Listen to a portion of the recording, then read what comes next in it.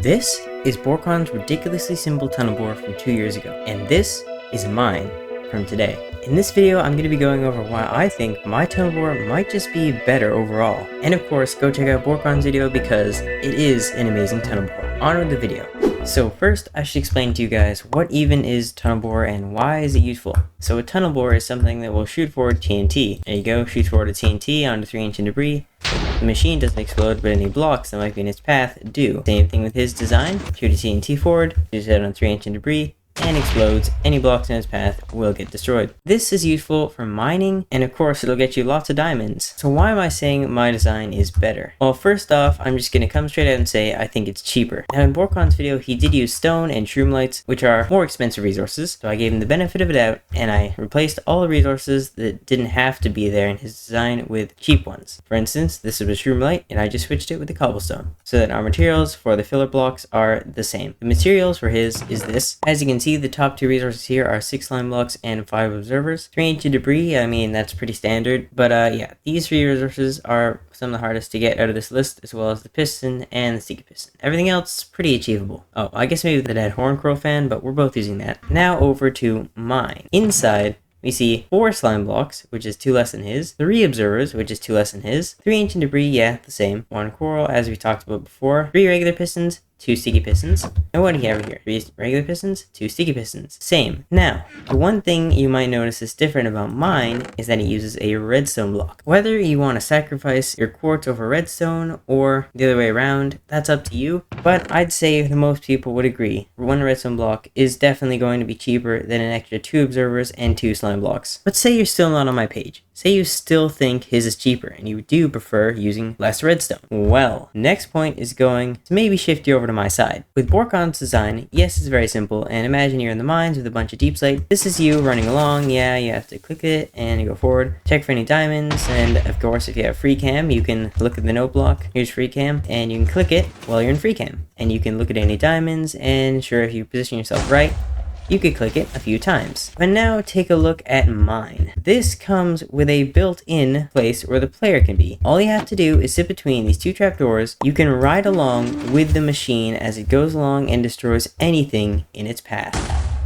Now that we've looked at mine's main features, let's look at some of the advantages of using Borkon's design. One clear advantage that we do have by using this design is that it's slightly shorter. As you can see, with the fronts lined up like this, directly in line, the backs of our machines aren't too different, but there is a 1 block difference with my machine. Now, some of you may be like, 1 block difference? Oh my goodness, that doesn't mean much. It's not even an advantage for his. But it is. You see, even if it looks like 1 block here, that's an extra about 9, maybe even 12 blocks if you're that kind of guy that likes a perfect cube underground of mining out. So saving time for mining when you're setting this thing up underground is definitely a valid point. Other than that, that's all I can really say. The only difference to our 2 machines is the engines. He uses this engine, I use this one. Everything else is the exact same copy-paste. For years, technical Minecrafters have been designing huge tunnel bores that are tileable, which means they can be lined up in a row, but no one really stopped to consider the single tunnel bore. What about that lonely little guy that all the starter people use? That's why I made this video. I wanted to give some of you starter people out there just a bit of a better design to use if you want in your worlds, because of course if you have the resources, then just go with the tileable design. So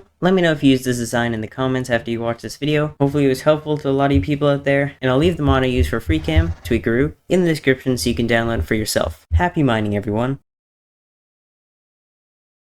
Wait, you thought the video was over? No. We still have a tutorial to do, silly. Let's get started. So, take your 3-inch debris and lay them out just like so. Then a cobblestone block, observer, and sticky piston. Next, you're going to place a piston like this, an observer facing that piston, your cobblestone wall with a TNT on top. Don't worry if this piston fires, by the way. It's fine. Dead horn coral fan on top of the observer, lime block on top of that, and finally, a slab over the TNT. This is the front part all done. Actually, this piston needs to go here. Mistakes corrected. Next, using a temporary block, you're going to build up by 1, place a cobblestone, and break the temporary block. By the way, aside from this cobblestone, which a block has to be past blast distance 5, you can customize these to be any kind of variant of blocks you want. This could be a wood slab, this could be a diorite fence, but who would do that? You.